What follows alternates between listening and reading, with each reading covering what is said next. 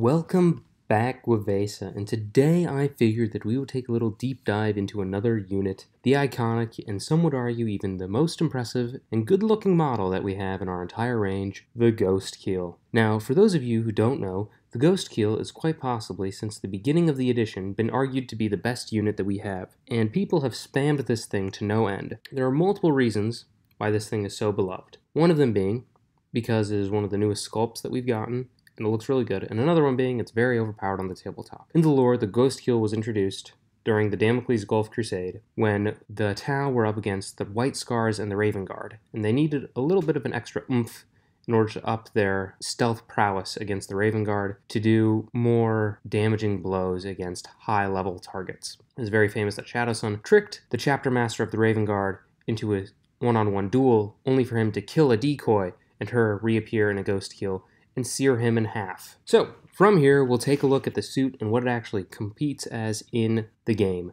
Now, the biggest thing that stands out as what is impressive about this guy is that it is lone operative. This massive battle suit is lone operative, and that means that it can't be shot if you're outside of 12 inches of it. This significantly ups its durability. Typically, this thing would be considered fairly tanky already. It's T8, which isn't too impressive. Most melt-to-level things, and even plasma, will be wounding it on 4s and 3s. It'll be able to get punched through. Not too difficult in that department. As a 2-up save, also really good, negating a lot of high AP. It'll be saving on 4s. On a dedicated anti-tank stuff, 5s and 6s. It also has the smoke keyword and inherently has stealth, which means it's -1 to hit, and even if you have a bonus to the -1 to hit, it's another -1 to hit.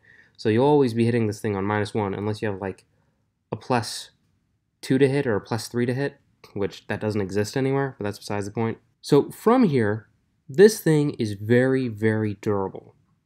And then coupled on top of that, you can't touch it unless you're within 12 inches of it, which will make it really hard to deal with, which means you could stand this sucker out in the wide open, and if nothing's going to make it within 12 inches of it within a turn or two, it's going to be completely fine. It's going to be to blast away everything.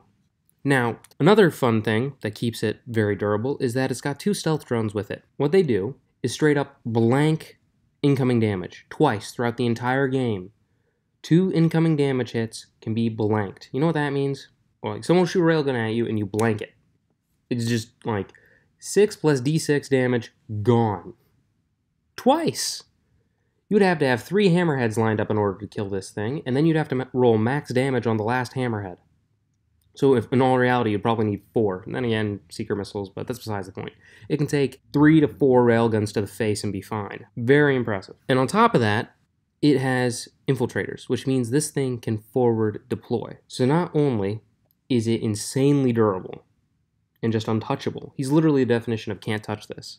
He can be just about wherever you want him to be at the beginning of the game. And he's got a 10-inch movement, which is a very nice, healthy movement, makes him fairly mobile. And he can be wherever the heck you want. I've theorized about taking a list with 3 of these guys in it and just like parking each one on an objective at the start of the game and be like, all right, I'm going to hold one of these by the end of your turn. Like, you just can pick which one it's going to be, because there's no way that you're going to be able to chew through a lone op, T8, 2-up save, 12 wounds, and 2 blanks of damage. 3 of those. It's just not possible. It can't be done. It's too durable. So what you're mainly taking this thing for is not its damage output. You're taking it for its durability and its ability to hold a point or distract your opponent to put way too much effort into killing it while keeping some other suits around or other heavier firepower that'll eventually move up and support it as it's off on an objective. So this leaves you with 2 strats, 2 routes that you can go down with the Ghostkeel. And one is the anti-tank route, and the other is more of an anti-elite route. Like I said, you're not really taking him for damage to begin with, but depending on his main weapon that you're taking will affect how you'll be playing him in the game. Because you can start his deployment 10 inches off one of the objectives in the midboard, because he's got a 10-inch move. So you can just move up to it on your own turn. He's also got lone op, so it's even 10 more inches. They have to get within 2 inches of that objective in order to be within range to shoot your Ghostkeel. So you could hold him back a bit more and have him be a little, like, later move up. Or you could push him up a bit more, be more aggressive, and hope that if you get first turn, you could throw him up there and have him do heavy damage against your opponent. For the first one, you're probably going to be looking at the Cyclic Ion Raker. It's pretty much, you got 2 Cyclic Ion Blasters strapped to this guy, which is pretty good, but, you know, you got Crisis Suits. It's a bit more of a durable platform, but like I said, you got Crisis Suits, but also this is a longer range, 36 inches, so that's pretty good. You can't really complain too much. The other one, and I can't believe I overlooked this when I was looking at what's good anti-tank for Tau, is the Fusion Collider. Sure, it's only 18 inches, which means you have to get up real close and personal. But it does more damage than the broadside railguns. You get 2 shots, just like the broadside railgun. It's strength 12, just like the broadside railgun. It's AP 4, but it's AP 4, and then it's damage D6, unlike the broadside railgun. Because the broadside's railgun is D6 plus 1. But if you look at the fusion collider, it's Melta 2. So if you're within Melta range, and you have this gun, you're doing more damage than the broadsides. And sure, you have to get up way closer, but he's got lone op. So anything that gets within his lone op range, you're going to be, like, that thing will be so close, all the other guns in your army should be in range, and this guy should be able to knock it out. So it's not an issue for charging or coming anywhere near. Plus, if it is in its lone op range, then it's probably getting charged and tied up or something bad's happening. But that's besides the point. So this thing is surprisingly good anti-tank. And obviously, if you're going down the anti-tank route, I take the Twin Fusion Blaster, Melta 2, Twin Linked. That's pretty good, even though it's only Strength 9. Like, that's some decent anti-tank as well. I don't really know for the Cyclic Ion, because all the other guns are still only 18 and 12 inches, and you got 36 inches. It's more range. My personal opinion, I take the Tau Flamer, because if anything's getting like that close, I think something that auto hits and just free re-rolling it wouldn't be bad, not to mention it ignores cover. So, I'd say that it's a fairly good pick.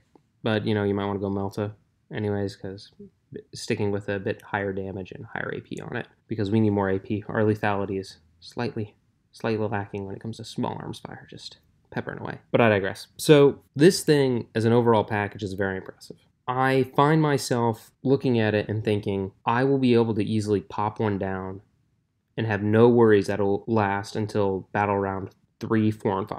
Unless someone dedicates a significant amount of damage and attack to this. It makes me think, looking at this thing makes me dream up lists where I make an army full of infiltrators and stealth, where I can park on 3 midfield objectives at the start of the game with a lineup of, for each objective, like a Ghostkeel, maxed out unit of stealth suits, maxed out unit of pathfinders, Shadow Sun floating around somewhere, and a Farsight marksman as well. And then some piranhas or tetras floating around. Just maxing out the stealth field and just throwing everything in the midfield and just holding all the objectives from the get-go, or you make a really big strike up in the center and hem your opponent in. This is what looking at this thing makes me think of. And quite honestly, I can't see any real Achilles heel with it, because it's just too durable to not take it, and its damage output isn't necessarily bad because you've got a decent amount of range. You could make it so this thing will sit around plinking things off at 36-inch range with decent AP and damage. Also, even if it gets tied up in combat, it has an ability, you give it the battlesuit support system,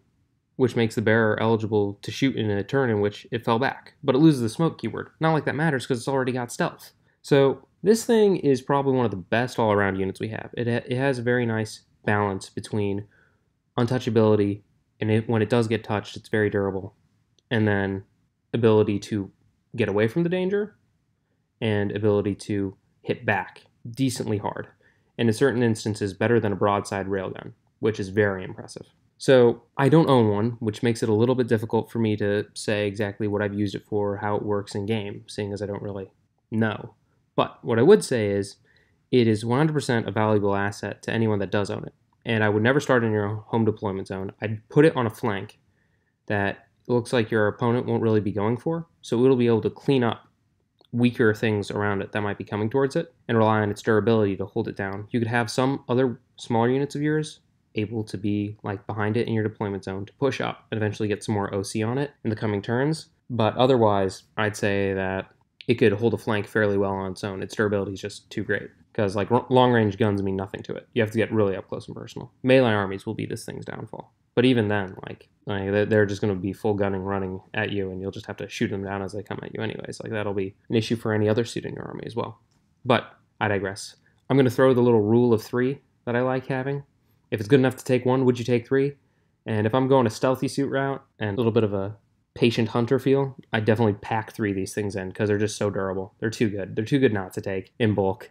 And I'm not saying you have to go out and buy a bunch, but if you really want to be cheesy and make your opponent throw a little bit of a fit, it feels too competitive, in my humble opinion. It's nice, it's fun. You'd have to run quite the stealth list with it for me to actually like playing against you if you were to do something, if you were to actually field this thing, or just have 1. But if you really want to make someone have a feel bad day, put 3 in, because it's just really good.